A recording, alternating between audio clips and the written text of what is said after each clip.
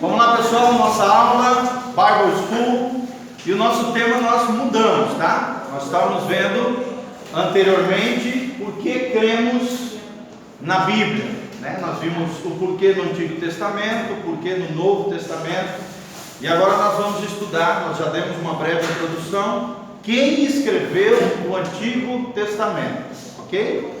Lembrando que nós estamos estudando o módulo primeiro do nosso curso Vida Nova de Teologia. Curso Vida Nova de Teologia, primeiro módulo, Introdução à Bíblia. Como compreender a Bíblia, de onde ela veio, né, quem escreveu, por que nós podemos crer na Palavra de Deus.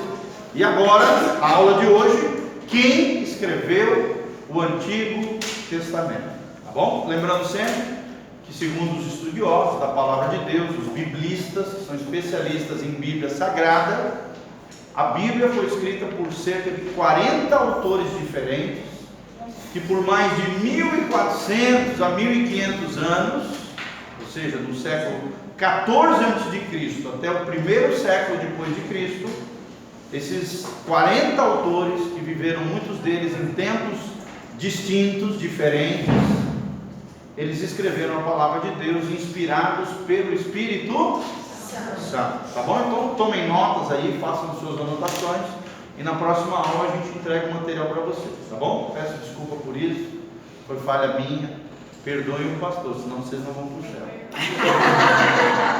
Tá bom? Vamos lá então. Quem escreveu o Antigo Testamento? Página 43, para quem tem o material aí. Tá bom? Página 43. Nós vamos ver que o primeiro autor das Escrituras, lá embaixo na página 43, o primeiro autor das Escrituras foi Moisés. Ok? Nós já vimos, Moisés escreveu o Pentateuco, os 5 primeiros livros da Bíblia, também conhecido em hebraico como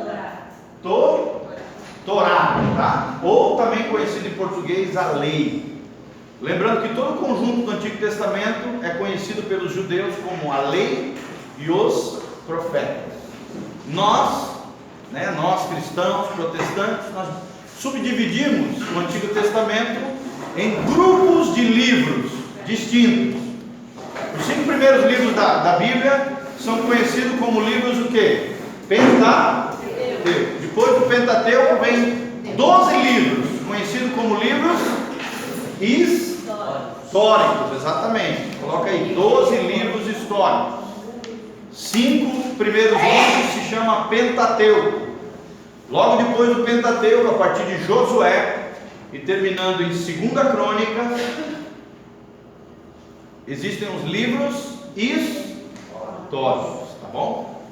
Depois vem os 5 livros conhecidos como livros poéticos, e depois vem os demais 17 livros do Antigo Testamento, separados em 5 primeiros profetas maiores, tá bom? Profetas maiores, e 12 posteriores, 12 outros livros. Quantos maiores? 5 maiores, profetas considerados maiores.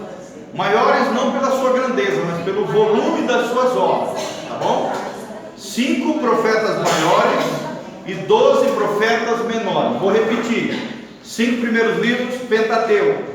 Depois 12 livros históricos. Depois 5 livros poéticos. Depois 5 outros livros, profetas maiores. E logo em seguida 12 profetas menores, porque as suas obras foram de menor volume, menor número de capítulos e assim por diante. Ok? Todo mundo entendeu? Um total de quantos livros no Antigo Testamento? Hein? 39 livros. Se você somar 5 mais 12 mais 5 mais 5 mais 12, dá 39 livros, tá bom? É assim que está organizada a Bíblia cristã protestante reformada, tá? Lembrando que a Bíblia católica é diferente. Pessoal, essa conversa não me atrapalha.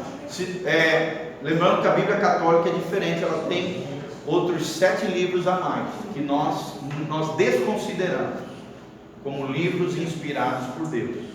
Nós consideramos esses livros com valor e teor histórico, mas eles foram acrescentados bem depois, no século XV, no Concílio de Trento. É conhecido como livros apócrifos.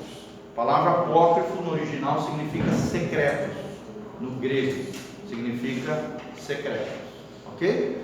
São 7 livros a mais que a Bíblia Católica tem, que a Bíblia evangélica ou protestante, histórica, de ordem protestante, não possui no Antigo Testamento. Significa o quê? Livros apócrifos significa secretos, livros secretos. Bom, todo mundo entendeu? Vamos lá então. Primeiro escritor, Moisés, escreveu o que? O Pentateuco, ou também conhecido como a Torá, que traduzindo para o português seria a lei de Deus, a lei divina. A Bom? Torá? Torá, T-O-R-A-H, tá? No original, Torá. Em português não tem um H, tá? Mas para nós é isso aqui. Não tem do H, tem acento. Torá. A Bíblia inglesa, por exemplo, né?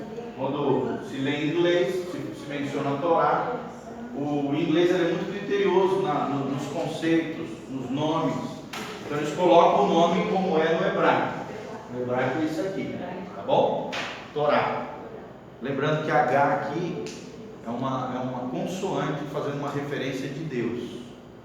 Tora, lei, H de Deus, tá? Por isso Torá. Beleza? Então Moisés foi o primeiro escritor do Antigo Testamento. Deus afirmou, boca a boca falo com ele, claramente, e não por enigmas. Está lá em Números, capítulo 12, versículo 8. Ou seja, Deus falava boca a boca, né, diretamente, era uma comunicação direta com Moisés, o primeiro escritor do Antigo Testamento. Escreveu os 5 primeiros livros, os quais chamamos de Pentateuco ou Lei de Moisés. Tá bom? O termo hebraico para designar esses livros é Torá, ou Torá, né? O acento é no A, entre parênteses, foi aquilo que nós falamos. Torá significa lei. Moisés também foi o autor do Salmo 90. Moisés também foi o autor do Salmo 90, ok? Então, os salmos ali, tem muita gente que pensa que os salmos foi só Davi que escreveu. Não. É que a gente conhece que os salmos são davídicos, porque o maior volume de salmos, quem escreveu realmente foi Davi. Mas tem os filhos de Coré, tem Asaf. Asaf tem vários salmos. Nós temos um salmo, pelo menos, com referência ao autor Moisés. Tá bom? Então, os salmos é um conjunto de cânticos hebraicos, de livros poéticos, de cantos que se cantavam de romaria, cantos que se cantavam no tabernáculo, e assim vai, tá bom? Nunca devemos menosprezar nem minimizar a ação do Espírito Santo quando mencionamos a genialidade de Moisés, porque foi o Senhor quem lhe conferiu inteligência e instrução. Lembrando que Moisés foi o filho, ele era o príncipe do Egito, filho da filha do faraó. Então foi um homem letrado, culto nos mistérios do Egito, um homem preparado, sabia ler e escrever, né? E é muito interessante isso. Era um homem realmente preparado por Deus para tal feito. Quando Deus deseja realizar algum propósito, escolhe o homem certo para fazer. Sim ou não? Outro exemplo disso, o apóstolo Paulo no Novo Testamento, né? Um homem extremamente preparado, falava pelo menos 3 idiomas, era um homem extremamente culto, dominava a cultura helênica, dominava a cultura latina, que era a cultura romana, cultura grega e helênica. Era um homem preparado, um homem culto, um homem formado no maior mestre judeu da época, que foi Gamaliel, um dos maiores rabinos na época e mestres da época, Gamaliel. Então aqui ele mesmo fala, foi formado aos pés de Gamaliel. Ele menciona isso, que era uma referência de um grande mestre, de um grande professor da época, ok? Então vamos lá. E Moisés foi um desses homens, pois foi colocado por Deus no limiar de uma nova era, né, de um novo tempo, numa nova dispensação, onde Deus começa a trazer a sua vontade, a sua lei, o seu conhecimento através das Escrituras, ok? Nova era nesse sentido. Até então Deus havia lidado com indivíduos e famílias. Agora, de acordo com o que prometera Abraão, lá no Gênesis 12, faria de Israel uma grande nação. E aonde Israel estava na época de Moisés? Hein? Escravo no Egito, exatamente. Lembrando que Moisés foi o grande libertador do povo de Israel. E também é um símbolo, é um tipo de Jesus Cristo, o nosso libertador, aquele que nos tirou do Egito. O Egito é uma referência ao mundo, Faraó a Satanás. E Moisés é um símbolo e um tipo de Jesus Cristo, aquele que nos tirou do império das trevas e nos transportou ao reino do seu amado, ao reino da luz, a nova Canaã celestial, ao novo tempo de Deus, ao novo nascimento em Jesus Cristo, o nosso Senhor. Amém?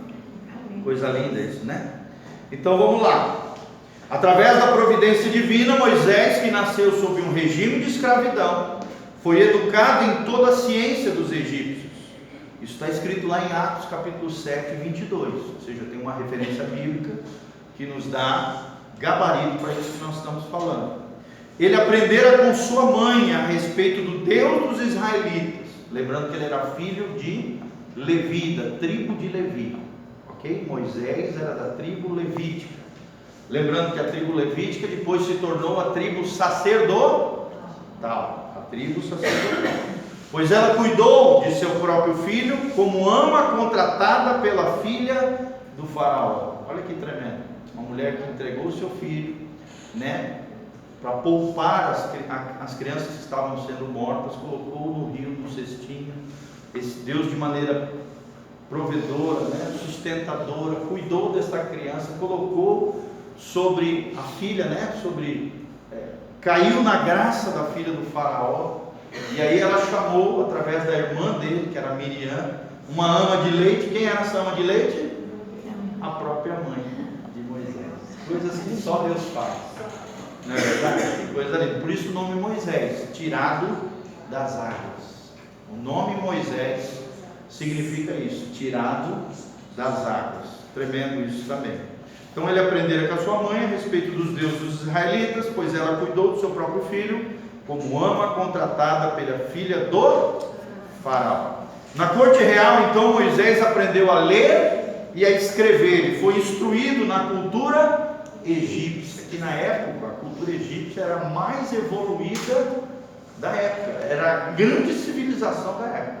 Eram os babilônios, ou da região da Mesopotâmia, também conhecido como caldeus, onde surgiram as primeiras religiões místicas, né? Zoroastricismo, a primeira religião que surgiu. Depois o Egito surgindo como uma grande cultura também da época, uma grande civilização, né? Nós vemos as pirâmides até hoje, aquelas construções monumentais, né? Tudo com arquitetura perfeita, voltada para o sol entra nos templos, brilha tudo. É uma coisa interessantíssima. Até hoje estou estudando e fico impressionado como é que naquela época, sem ter os recursos de guindastre, né, os recursos das grandes escavadeiras, os recursos que nós temos hoje em termos mecânicos, metal mecânicos, como é que eles fizeram tamanhas construções monumentais, templos faraônicos, né, aquelas coisas grandiosas que nós vemos nessa cultura tão grandiosa que era a cultura egípcia da época. Amém? Então vamos lá. Falava a língua do Egito e o acadiano. Acadiano era a língua da Babilônia, dos caldeus, da Mesopotâmia, que é essa região que hoje atualmente é a região do Iraque, tá? Entre o rio Tigres e Eufrates. É interessante que a cidade de Bagdá, no Iraque, ela está justamente entre esses dois rios. E ali próximo de Bagdá, essa região entre esses dois rios, Eufrates e Tigres, está onde era, né? Claro que sumiu, a cidade foi destruída completamente, então virou terra de chacais, de feras, né? Era a cidade da Babilônia, dos caldeus da Babilônia, cuja língua era o acadiano, ok? Além do hebraico, sua língua materna. O hebraico aprendeu com quem? Com a mãe, exatamente. Ele provavelmente estudou os clássicos babilônicos, administração pública, ciência militar, lembrando que ele era um príncipe do Egito. Então era um homem preparado, era um homem escolhido a dedo por Deus, era um homem realmente que cresceu na graça e no conhecimento dos homens e também na sabedoria de Deus. Mais tarde ele se valeria de todo esse preparo, de toda essa capacidade nata, quando Deus faria dele o grande líder da nação, o grande profeta judeu. Tanto é que até hoje Moisés é venerado pelos israelitas. É o grande profeta que deu a eles a Torá, a lei de Deus. Dos profetas, para o judeu, o maior de todos eles não é Jesus, porque eles menosprezam Jesus. Vocês sabem disso. O grande profeta judeu é Moisés, que deu a Torá, que deu o Pentateuco, que deu a lei de Deus, os mandamentos do Senhor. Tá bom? Foi quem libertou eles do Egito, que deu a eles essa nova perspectiva da terra prometida, da aliança palestínica, da aliança abraâmica, todas essas alianças que se confirmaram quando Israel tomou posse da terra profetizada e proferida, né? Entregue a Deus a cada um deles. Moisés foi realmente um vaso escolhido, um homem de Deus, um homem de Deus. Esses tempos eu preparei um estudo sobre Moisés, eu fiquei impressionado, deu 9 folhas, 9 folhas, dá para ficar quase um ano pregando sobre ele, de tantos detalhes da vida de Moisés, de tantas lições valiosas e preciosas que nós podemos aprender com esse grande homem de Deus, Moisés, um homem escolhido, um vaso escolhido, um homem de Deus. Moisés nasceu provavelmente, aproximadamente, tá? Isso aqui é suposição arqueológica e tal, histórica, provavelmente no século 16 a.C., 1520 a.C., durante um dos períodos mais prósperos da história egípcia. Seus escritos são conhecidos e admirados em todo o mundo. Foi ele quem deu início à extensa linhagem dos profetas do Antigo Testamento. Foi o primeiro dos profetas do Antigo Testamento, que revelaram a vontade de Deus a Israel por mais de 1000 anos. Olha que coisa linda. Um vaso escolhido, um homem de Deus, que iniciou uma era profética sobre Israel, que perdurou por mais de 1000 anos. Que coisa tremenda, não é verdade?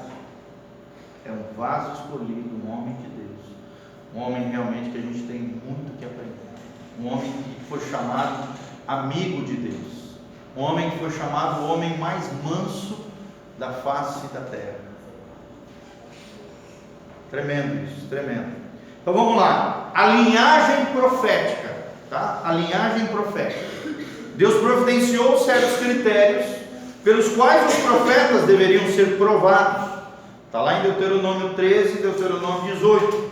Os falsos profetas eram aqueles cuja mensagem não estava de acordo com a verdadeira revelação já entregue. Entregue a quem? A Moisés. Ok? Cujas predições não se cumpriam. Quer dizer, quando um profeta chegava e dizia alguma coisa e não se cumpria, o que o povo fazia? Matava, apedrejava o falso profeta. Imagina se isso acontecesse hoje, né? Quanto apedrejamento. Porque hoje, infelizmente, misericórdia mesmo, existem mais falsos profetas do que verdadeiros. Eu falo com toda convicção, né? Sem sombra de dúvida. Tome cuidado com profecia, com profetas. Tem mais falso profeta do que verdadeiro profeta. Tem gente que coloca na cabeça que Deus chamou ele como profeta. Ele nunca foi profeta, nunca ouviu a voz de Deus. Geralmente é carnal, né? Porque a profecia, nós temos que entender que no reino de Deus, e principalmente no contexto da igreja cristã, é um dos dons mais admirados. Sim ou não? porque é um dom extraordinário. O profeta ele pode falar a tua vida no passado, no presente e falar do teu futuro. Então isso impressiona qualquer pessoa.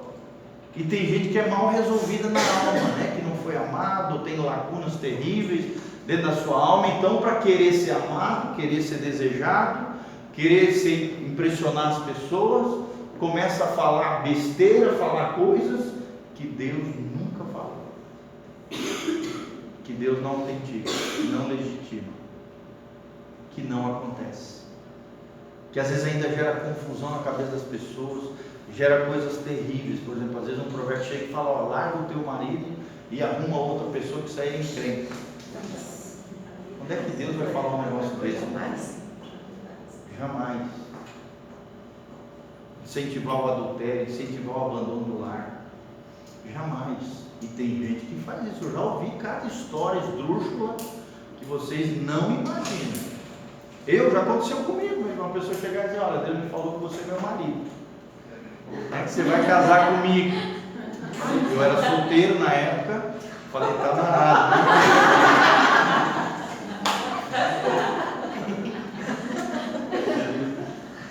queima, Senhor, os demônios.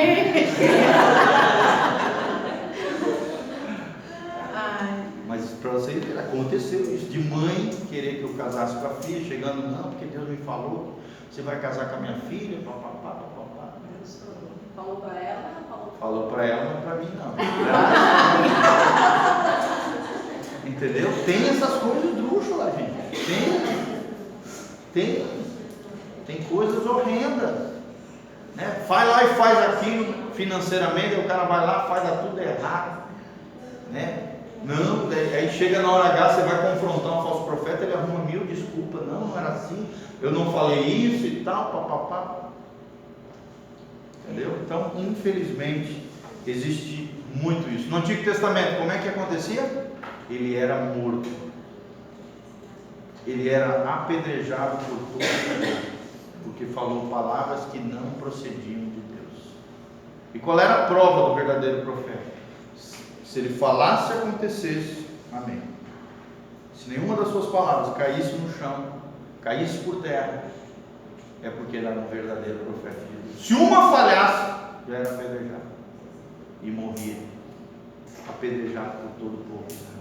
Está lá em Deuteronômio, capítulo 13, capítulo 18, como nós vimos aqui.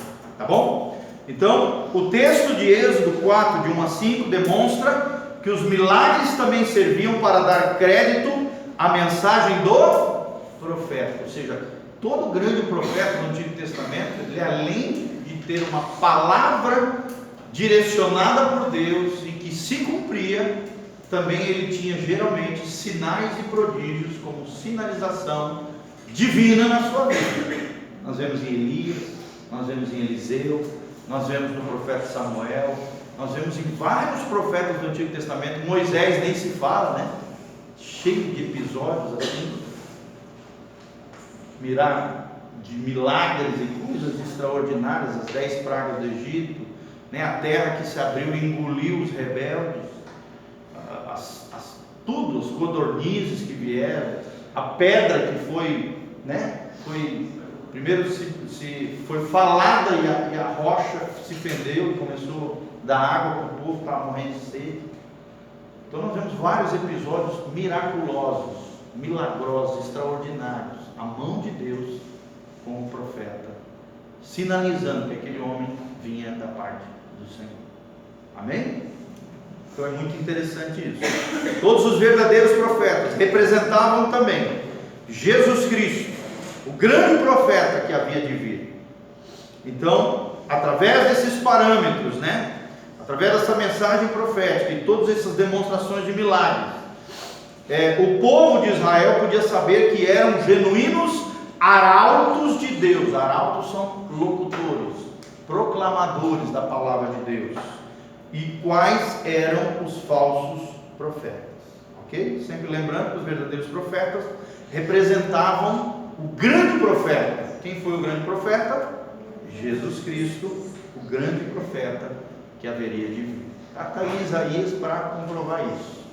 Isaías, né, a partir do capítulo 40, fala de maneira esplendorosa características extraordinárias do Messias que viria 700 anos antes dele vir. O próprio Davi foi usado profeticamente.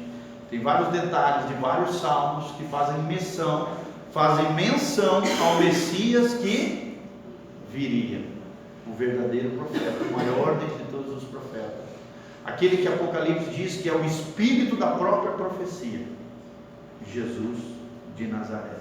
Amém? Então não sabemos os nomes de todos eles, mas muitos nos são conhecidos. Samuel escreveu pelo menos um livro a respeito do reino, na época em que Saul foi ungido rei. Provavelmente, segundo Samuel, já não foi Samuel que escreveu. Provavelmente um discípulo direto dele foi quem escreveu segundo Samuel, tá? Porque logo em seguida, final ali, Samuel morreu, né? 1 Samuel. Ele registrou a história do reinado davídico, 1 Crônicas 29, fez muitas profecias. É bem interessante, o livro de 1 e 2 Samuel caminha lado a lado com o livro de Crônicas, 1 e 2 Crônicas, e também paralelamente com o livro de 1 e 2 Reis. São livros que contam histórias que se entrelaçam entre si, que se complementam entre si. Okay? Crônicas, por que crônicas? As crônicas dos reis de Israel. Por que 1 e 2 Reis? Porque são as histórias dos reis de Israel. Por que 1 e 2 Samuel? Porque são os primeiros reinados do primeiro grande profeta de Israel, que foi Samuel.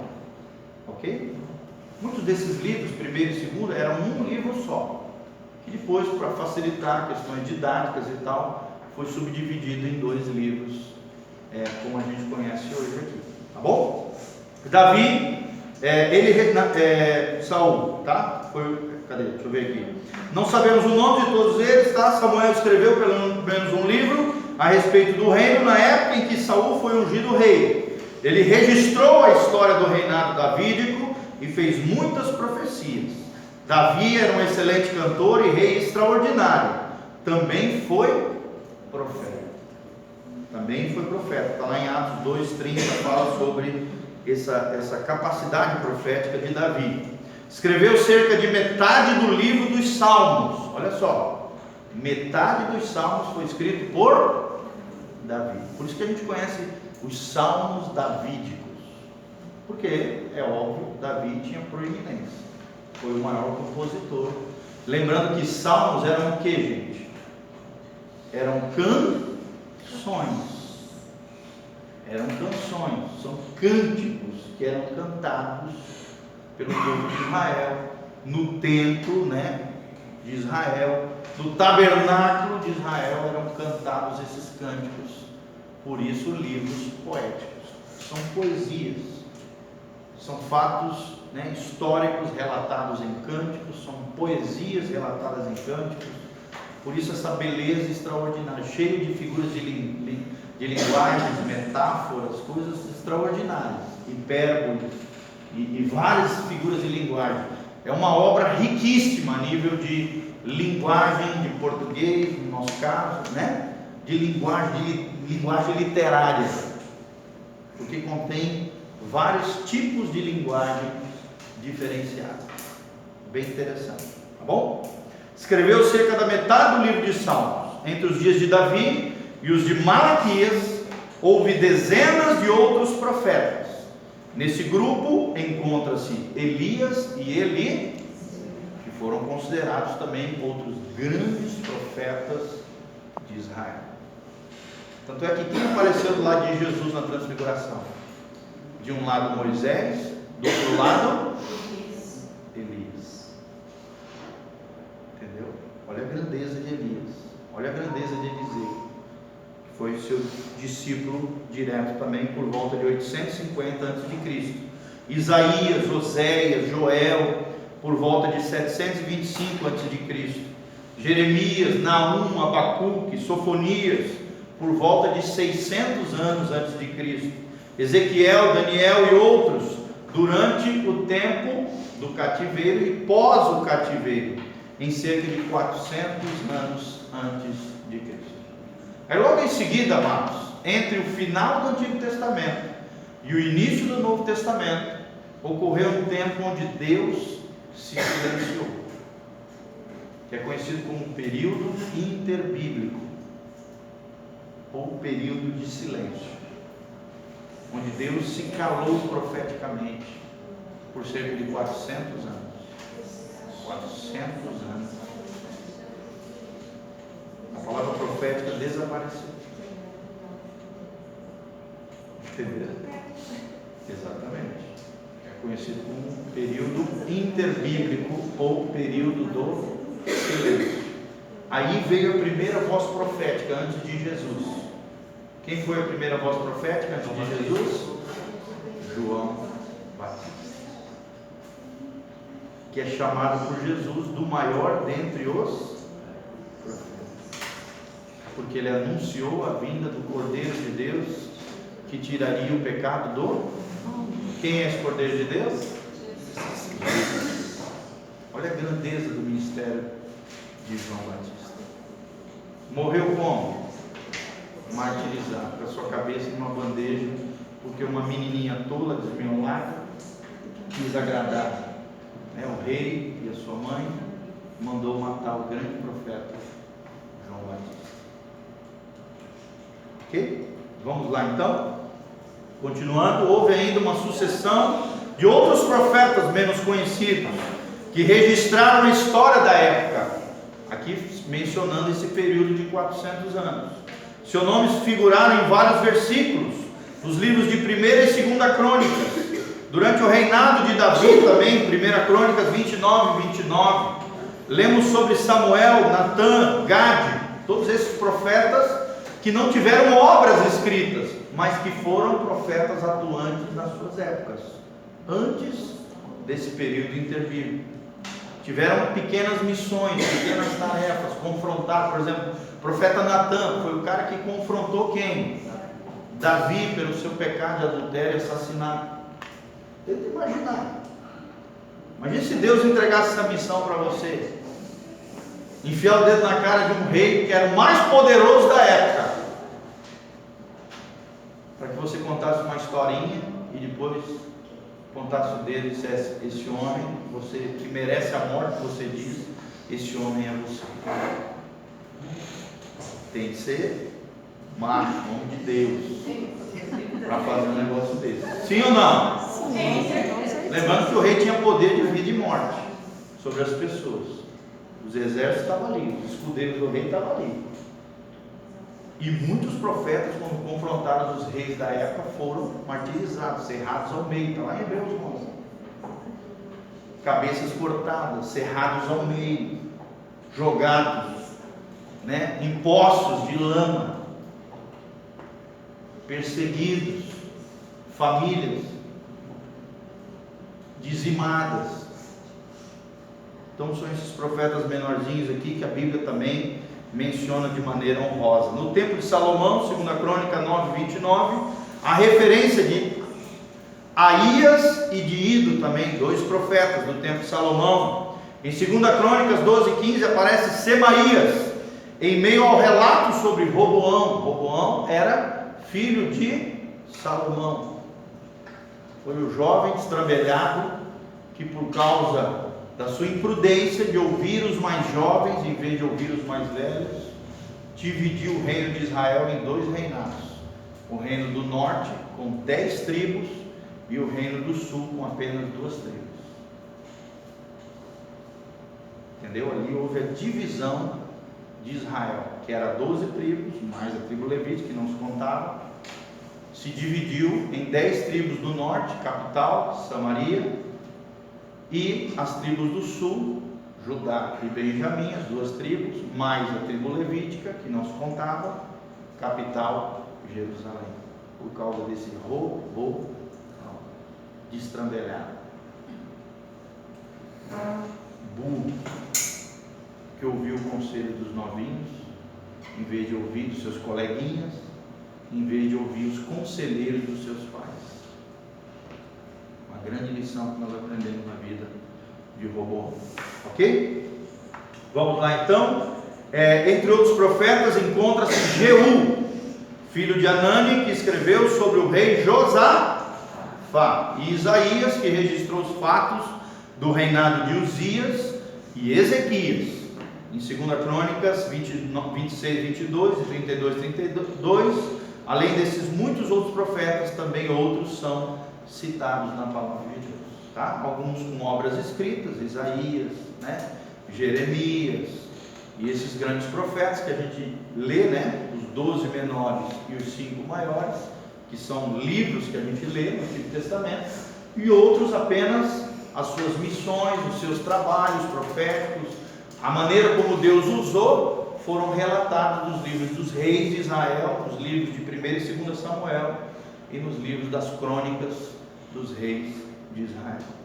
Ok? A maioria dos livros do Antigo Testamento foi escrita por profetas, cujos nomes conhecemos. Os outros estão incluídos na palavra profética, confirmada em 2 Pedro 1,19. Alguém pode abrir para mim? 2 Pedro 1,19, falar em voz alta. 2 Pedro 1,19. E nos profetas que se leem todos os sábados, descrito em Atos 13, 27. Mediante o exame do Antigo Testamento, revela-se muitos detalhes dos escritos desses indivíduos, homens selecionados a dedos, homens que eram canal da voz de Deus sobre a terra. Alguém pode ler em voz alta? 2 Pedro 1,19. Assim temos ainda a mais firme palavra profética. Isso. E fazeis bem em estar atentos a ela, como uma candeia que ilumina um lugar escuro. Isso. Até que o dia amanheça e a estrela da alva surja em vosso coração. Quem é a estrela da alva? Jesus. Tá? Então, aqui Pedro confirma os profetas, confirma a palavra profética, e os próprios judeus, né? Os judeus chamam o Antigo Testamento da lei e os profetas, dando essa autoridade profética, histórica, de todos os demais livros que não são Pentateuco, são conhecidos pelos judeus como os livros dos profetas, porque a maioria deles, praticamente todos, foram escritos por profetas que relatavam as histórias de Israel e os grandes feitos do Senhor no meio do seu povo Israel. Ok? Vamos lá então? Continuando a história de Israel, que vai do período Pentateuco até a era davídica, está relatada nos livros de Josué, que é conhecido como livro histórico, tá? Escrito por Josué, Juízes, Ruth e possivelmente Jó. Lembrando que Jó, para muitos especialistas biblistas, Jó é contemporâneo a Abraão. Jó foi colocado no conjunto de livros poéticos antes dos Salmos, sim ou não? Você lê Jó, depois vem Salmos, depois vem Provérbios, Eclesiastes, e assim vai. Os livros, os 5 livros poéticos. Por que foi colocado ali? Por uma questão organizacional. Porque é um grande poema de Jó, o Jó sofredor. Sim ou não? Você vê que é puro poema ali. É ele e os 3 amigos dele ali, chumbando ele, né? Julgando ele. Que amigos, né? Amigos da onça, falando mal dele e tal, aquela confusão, e ele tentando se defender, os amigos o acusando, ao mesmo tempo também revelando coisas de Deus e tal, mas ali o tempo todo, né, Jó se defendendo e eles os acusando de maneira poética. Por isso é colocado dentro dos 5 livros poéticos. Mas provavelmente, amados, o livro de Jó, o Jó, esse personagem que existiu, ele foi contemporâneo aos patriarcas, e quando se fala patriarcas, nós estamos falando na época de Abraão, Isaac e Jacó. Tá bom? Assim creem os eruditos, os estudiosos, os biblistas, especialistas na palavra de Deus. Tá jóia? Vamos ver então? Não sabemos com certeza quem escreveu o livro de Josué, mas provavelmente ele é o autor de todo o livro, ou de pelo menos parte dele. Ele era cheio do Espírito Santo, está lá em Deuteronômio 34:9, né? aqui nesse trecho é tremendo, é quando Deus escolhe Josué para ser o sucessor de Moisés. Deus aponta quem vai ser o sucessor. Deus diz, ó, Josué, filho de Num, teu servidor, um homem que é cheio do meu espírito, pega do teu espírito e ora, impõe as mãos sobre ele. E a Bíblia diz que Deus pegou da porção do espírito de Moisés e colocou o mesmo espírito profético, a mesma glória que existia sobre Moisés, foi colocada sobre a vida de Josué. Olha que coisa tremenda, a imposição de mãos. É uma das doutrinas principais do cristianismo. Entender que às vezes uma oração de imposição de mãos, debaixo de uma direção de Deus, quando se refere à liderança espiritual, tem um valor e uma conotação extraordinária diante de Deus. Deus pega uma porção do teu espírito e coloca sobre aquela pessoa que você está orando. Eu já senti isso acontecer, e realmente acontece. Deus pega uma porção de você e coloca sobre a pessoa, como também faz o contrário. Às vezes você sente no teu espírito, quando você está orando por alguém, que a dor daquela pessoa, isso já aconteceu algumas vezes comigo orando por pessoas, eu senti no meu espírito, tá joia, querido? Um abraço, tá? A dor daquela pessoa, e aí eu mesmo comecei a chorar sem explicação, porque a dor dela foi transferida para mim, e ali orando por aquela pessoa, eu movido de compaixão, né? Movido de uma sensibilidade espiritual na hora da oração, Deus partilha a dor daquela pessoa com você, e você começa a chorar com ela, orar por ela e ter compaixão daquela pessoa. É tremendo, gente. A oração é uma coisa extraordinária. Pastor, ontem quando o pastor estava Fala bem alto, tá? Para ficar gravado. Quando o pastor estava consagrando aquela bebezinha ontem, mas foi tão poderoso, eu senti algo assim, quando você estava falando as palavras junto com a Sofia, eu senti um poder de Deus tão grande sobre aquela criança, principalmente quando o Senhor estava falando dos caminhos dela, né? Você estava falando dos caminhos dela. Mas eu senti algo, eu senti assim o Senhor falando assim, ela será uma mulher de Deus. Eu senti aquele poder de Deus, né? Aí quando terminou, o Pedro falou para mim assim, olha ali o pastor Jair descendo. Eu falei, quem? Ele falou, o pastor Jair. Ai, mas naquela hora, pastor Gil, Deus confirmou no meu coração que claro que aquela, não estou dizendo, gente, mas que claro que aquela criança era ungida do Senhor e será uma mulher espiritual, uma mulher de Deus, porque ela tem uma descendência totalmente cristã, né, Pedro? A gente conhece o pastor Jair mais de 25 anos, né?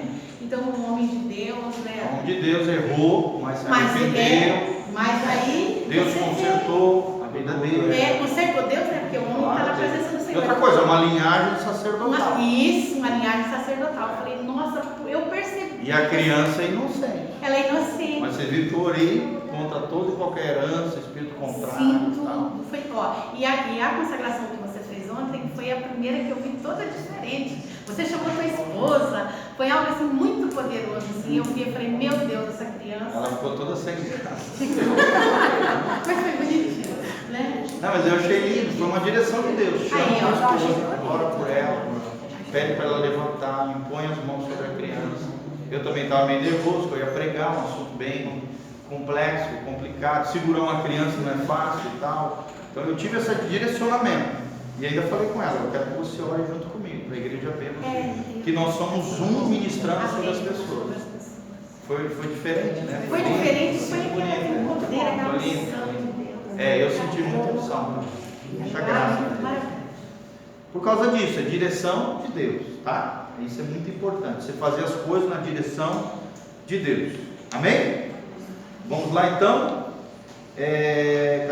Cadê? Ele era cheio do Espírito Santo. O povo respeitava, se referindo a Josué, né? A semelhança de Moisés. Olha que tremendo. Um detalhe importante da vida de Josué é que Josué não teve as rebeldias que Moisés teve dentro do agrupamento israelita.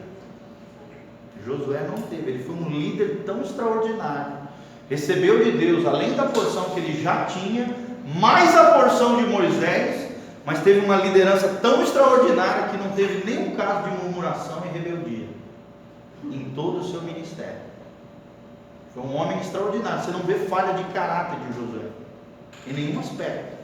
Os dois grandes erros de Josué, só que não é falha de caráter, mas sim um equívoco talvez de visão, de legado, foi que ele não deixou um sucessor no seu lugar.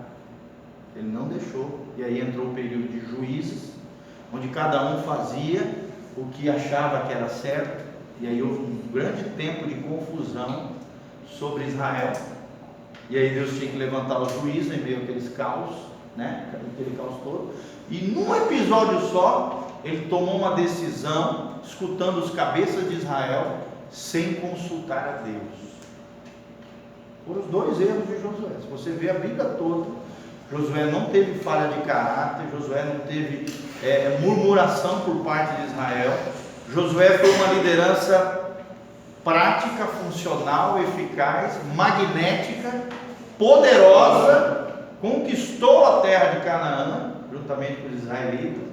Foi um líder extraordinário, só que errou nessas duas coisas, num episódio, por não consultar Deus, e no final da sua vida, não deixou um sucessor no seu lugar.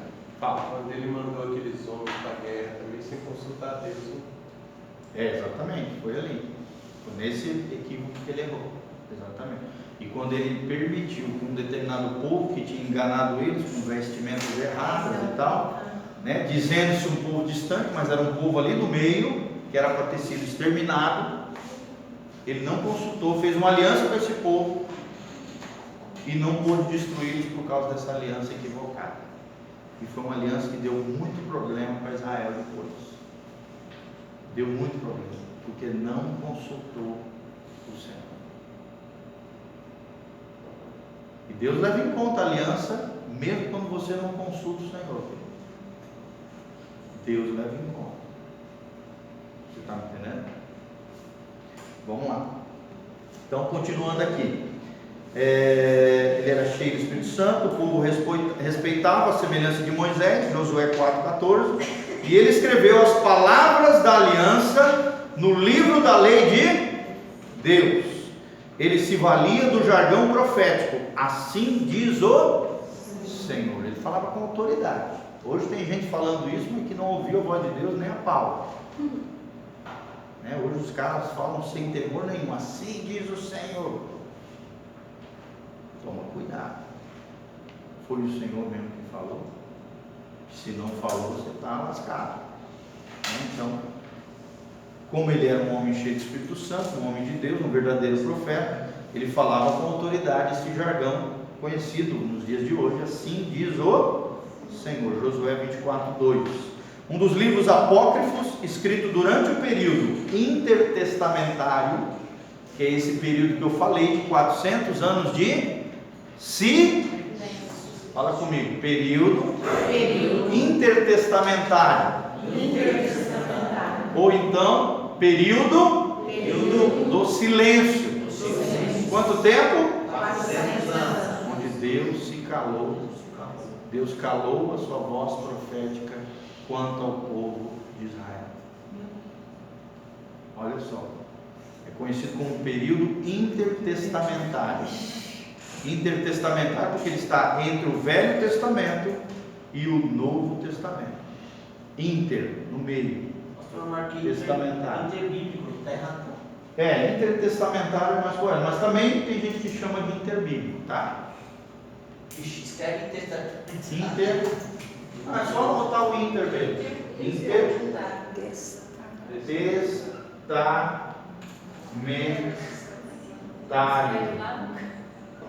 Nomezinho pequeno, tá? I-N-T-E-R, testamentário. Por quê? Entre dois testamentos. Ou interbíblico ou período do silêncio. 400 anos do silêncio profético. Ok? São detalhes importantes a nível de teologia, bibliologia. Na verdade, o que nós estamos estudando, gente, é uma ciência dentro da teologia, conhecido como bibliologia. Fala comigo, bibliologia. É a ciência ou a doutrina que estuda acerca da origem e dos detalhes da Bíblia. Tá bom? Isso é uma ciência que faz parte, que está enraizada dentro de uma ciência maior chamada teologia sistemática.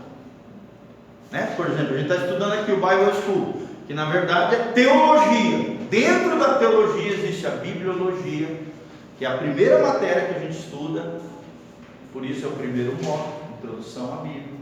Se a gente não acreditar na Bíblia, não entender a Bíblia, não adianta mais nada as outras ciências, sim ou não? Como é que a gente vai acreditar na teologia de Deus se a gente não acredita na palavra que menciona e fala de Deus? Vocês estão entendendo? Então, quando a gente estuda teologia sistemática no sentido do conhecimento de Deus organizado em ciências pormenores, em estudos pormenores, a bibliologia é a primeira a ser estudada. Ok? Aí tem a bibliologia, a teologia, a cristologia, a antropologia, que é do homem. Cristo, não precisa nem mencionar de Cristo. A amartiologia, que é a doutrina do pecado. A eclesiologia, doutrina de quê? Da igreja. E a escatologia, doutrina do final dos tempos. Final dos tempos, os últimos dias. A escatologia, doutrina dos últimos tempos. Fala é um estudo sobre as profecias, baseados principalmente no livro de Daniel e no livro de Apocalipse. Existe também a pneumatologia, ciência que estuda o Espírito Santo. E existe a angiologia, que estuda os anjos. Vocês estão vendo? São tudo ramificações, ciências pormenores, que estão incluídas num conjunto maior, que é o que nós conhecemos como teologia sistemática. Amém? Isso é muito importante, gente. Tem gente que coloca de lado, eu quero só ler a Bíblia, eu não quero saber de teologia, porque a teologia... Irmão, quem fala essa besteira é porque nunca estudou teologia. Quem coloca de lado a teologia, geralmente é fraco de Bíblia, é fraco de ensinamento, é um cara que nunca estudou seriamente as coisas de Deus. Quem fala mal da teologia é porque nunca foi um estudante coerente, eficaz e verdadeiramente sábio do ponto de vista da Bíblia. Temos que entender que a Bíblia é um livro enorme que fala de diversos assuntos que não estão organizados de maneira sistemática, sim ou não? E essa é a grande dificuldade às vezes de se ler a Bíblia. Você está lendo um negócio, de repente fala sobre a fé, de repente fala sobre não sei o quê, de repente salvação, de repente os anjos, de repente o final dos tempos, porque são livros, né, que vão falando de diversos assuntos. Só que todos esses assuntos foram agrupados nessas ciências pormenores: bibliologia, martiologia, teologia, cristologia, amartiologia, antropologia, angiologia, eclesiologia, pneumatologia. Ciências pormenores que fazem parte de um conjunto maior chamado teologia sistemática. Amém? Você vai ficar a vida toda estudando isso. Porque nós não estamos falando de alguém pequeno, nós estamos falando do conhecimento de Deus, e ninguém conhece Deus plenamente. Ele vai ficar a vida toda estudando, a vida dele estudando, e nunca vai conhecer plenamente Deus. Vai conhecer em parte, porque Deus se revela de maneira progressiva, mas nenhum ser humano pode jamais dizer: eu conheço totalmente Deus. Porque uma mente finita, limitada como a nossa, jamais vai compreender um Deus infinito. Sim ou não? Você vai ficar a vida toda estudando. Eu, por exemplo, já li várias obras de teologia, continuo estudando, continuo lendo várias obras de teologia. poder falar essas coisas que eu falo para você. E vou ficar minha vida toda estudando. E sou fascinado na teologia sistemática, porque eu aprendi que se eu tiver um domínio pelo menos básico da teologia sistemática, eu vou ter a capacidade, pela graça de Deus e na unção do Espírito Santo, de mencionar com propriedade, com sabedoria, qualquer tipo de assunto principal da palavra de Deus. Entendeu? Você vai ter domínio de falar com propriedade sobre a salvação, sobre o pecado, sobre o homem, sobre a Bíblia, sobre Deus, sobre o Espírito Santo. Porque está ali, organizado. Você tem a capacidade de ter um discurso racional acerca de um Deus infinito. Vocês estão entendendo? Olha a grandeza da teologia. Amém? Então é importante isso, gente? Sim ou não? Sim. Sem dúvida nenhuma, tá? Então, só para terminar, um dos livros apócrifos escritos durante o período intertestamentário refere-se a Josué como sucessor de Moisés na transmissão de profecias. É o livro apócrifo chamado Eclesiástico 46:1. Bom, então a gente para aqui e a gente continua na próxima aula. Legal, a gente avançou bastante, tá? Quem escreveu o Antigo Testamento? Lembrando que o nosso assunto é esse.